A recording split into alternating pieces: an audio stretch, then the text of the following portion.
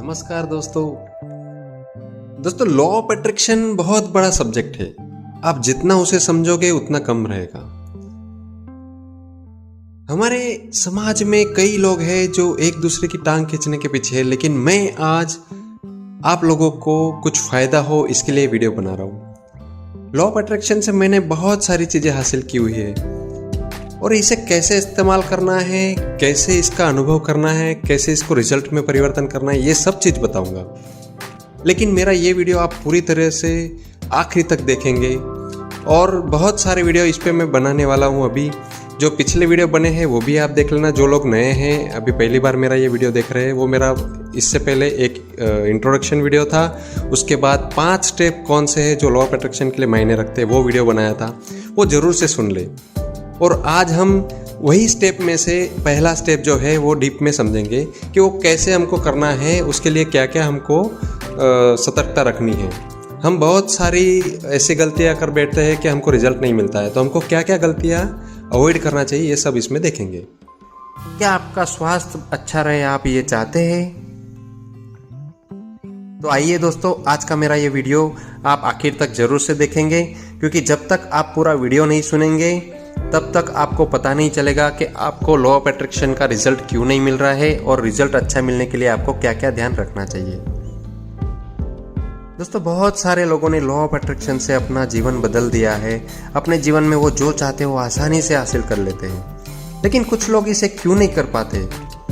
जहाँ तक मेरा मानना है, उन लोगों का सोचना ये है कि आज मैंने कुछ मांग लिया, उसे मुझे तुरंत मिलना चाहिए। तो ये तुरंत मिलना तो संभव हो सकता है जबकि आप उसका पूरा तरह से जो उसके स्टेप्स है वो फॉलो करते होंगे।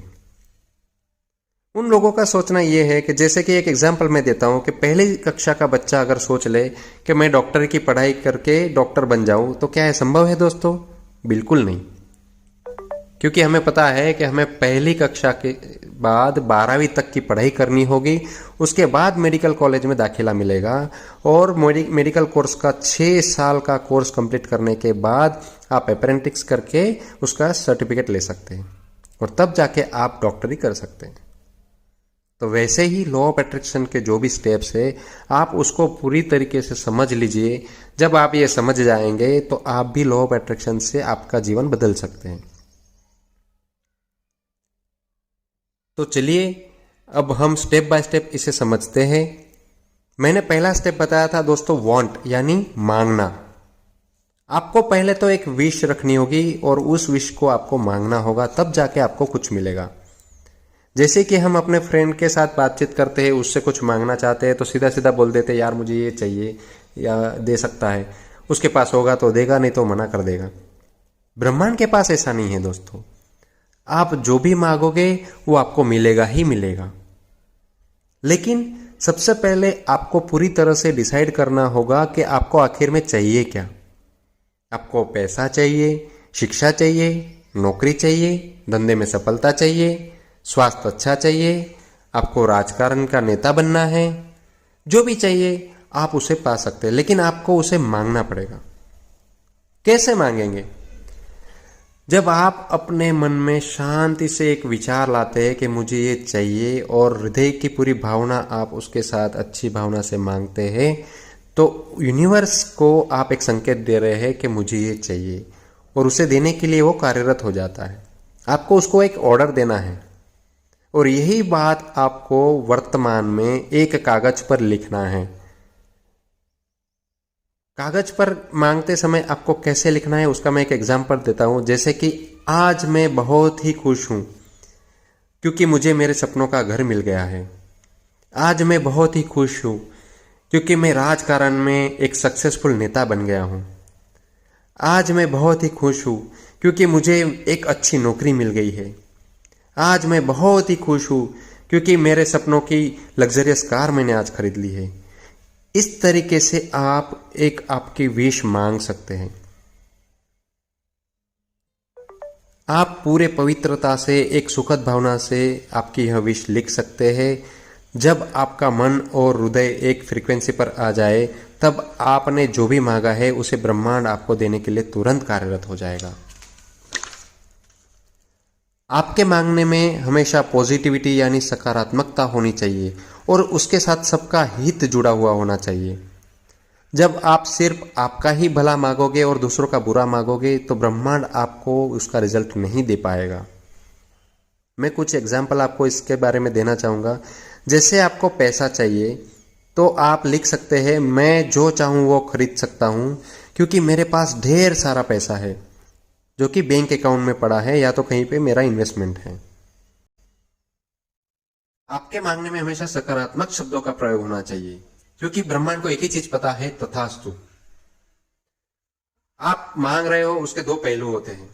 जैसे कि एक छोटा सा एग्जांपल मैं देता हूं। जब आपको बस पकड़नी है या ट्रेन पकड़नी है और आप घर पे लेट हो जाते हो तो हमेशा आप ये सोचते हैं कि आज मेरी ट्रेन मिस नहीं होनी चाहिए। इसका सीधा सीधा मतलब ये होता है कि आपका आज ट्रेन मिस होना संभव है, तय ही है। क्योंकि यूनिवर्स को एक ही चीज पता है, उसको नहीं मिस होनी चाहिए ये चीज पता नहीं है, उसको एक ही चीज पता है कि आपका मिस होना चाहिए। तो उस दिन आपकी ट्रेन और बस जरूर से मिस हो जाएगी। आपको ऑफिस पहुंचना है और लेट नहीं होना है तो आप ये सोचे कि मैं ऑफिस पे टाइम पे पहुंच रहा हूं, मुझे आज लेट नहीं होना चाहिए। तो इसका सीधा मतलब होता है आपको लेट होना है। तो आप कहीं ना कहीं किसी भी तरीके से अटक के आप ऑफिस में पहुंचते लेट हो ही जाएंगे। जैसे कि आप सोच रहे हो कि आज मेरा पूरा दिन बहुत ही बढ़िया जाना चाहिए, सभी के साथ मेरे रिलेशन अच्छे रहने चाहिए। तो आपको सोचना है कि मैं सभी से अच्छा बर्ताव कर रहा हूं, सभी मेरे साथ अच्छे बर्ताव कर रहे हैं, ना कि ये सोचना है कि मेरा आज किसी से झगड़ा ना हो। क्योंकि इसका सीधा मतलब ये होता है कि आपका किसी के साथ झगड़ा हो। जब आप ऑफिस में कुछ काम कर रहे हैं तो आपको ये लगता है कि ढेर सारा काम पड़ा है तो ये मैं अकेले नहीं कर सकता हूं। तो आप ये सोचिए कि मैं जितना काम कर सकता हूं इतना ही काम मुझे मिल रहा है, ना कि ये सोचे कि मैं अकेला ये पूरा काम नहीं कर सकता हूं। क्योंकि इसका सीधा मतलब होता है कि मैं अकेला काम कर सकता हूं, उससे कई गुना ज्यादा मुझे काम मिलता है। दोस्तों, तरीका आपको बदलना पड़ेगा। बात वही है कि मेरी ट्रेन मिस ना हो, बट आप उसके बजाय ये सोचो कि मैं टाइम पे पहुंच रहा हूं और मुझे ट्रेन मिल रही है। तो तब जाके आपको ट्रेन सही से मिल जाएगी, टाइम पे मिल जाएगी। ऐसे बहुत सारे विचार है जो हमारे मन में हम लाते हैं कि हम सीधा सीधा नहीं बोलते कि मुझे ये चाहिए, मुझे ये ना मिले तो अच्छा रहेगा। इसका मतलब आपको वही चाहिए ये आप बोल रहे हो।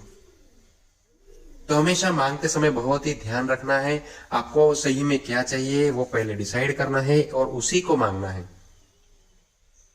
अगर आपको बहुत सारा पैसा कमाना है, आपको धनवान बनना है, तो आपको पूरी तरीके से उसका जो भी धनवान बनने के लिए जो स्टेप्स है वो स्टेप्स आपको समझने होंगे, वो स्टेप्स को फॉलो करने होंगे। एक तरफ आप मांग रहे हो कि मुझे बहुत बड़ा धनवान बनना है और दूसरी तरफ आप अपनी सोच गरीबी वाली रख रहे हो, तो कहीं ना कहीं वो कॉन्फ्लिक्ट कर रहा है। यानी आपको जाना है उत्तर की तरफ और आप दक्षिण के सोच में जा रहे हो, तो कहां से आप उत्तर में पहुंच पाओगे। दोस्तों, मांगने का सही तरीका आपको यहाँ पे ध्यान में आ गया होगा ऐसा मैं मानता हूँ। और अगर आपको कुछ भी डाउट्स है तो आप कमेंट में जरूर से टाइप करके लिखें, जिससे मैं आपका डाउट्स क्लियर कर सकता हूँ। क्योंकि मैंने भी शुरुआत में बहुत सारी मिस्टेक की हुई थी जिससे मुझे रिजल्ट नहीं मिल रहा था, बट जब मेरे ध्यान में आया कि सही तरीका क्या है, उसके बाद दोस्तों अपने जीवन में मैंने बहुत कुछ हासिल किया हुआ है। और मैं चाहता हूँ आपके जीवन में भी आपको वो मिले, आप भी अपना जीवन बदल सके। कब तक आप आखिर में अपने किस्मत को दोष देते रहेंगे? आप सोच के आपकी जिंदगी को खुद बदल सकते हैं, तो हम दूसरों पे क्यों डिपेंडेंट रहे। मेरा एक ही आशय है ये वीडियो बनाने का कि मैं बहुत लोगों को ये मदद कर पाऊँ जो अपनी ज़िंदगी बदल दे। जिसको पैसा चाहिए उसे पैसा मिले, जिसको शोहरत चाहिए उसको शोहरत मिले, जिसको सम्मान चाहिए उसको सम्मान मिले, जिसको राजा बनना है वो राजा बने। यही सोच के ये वीडियो बनाया गया है।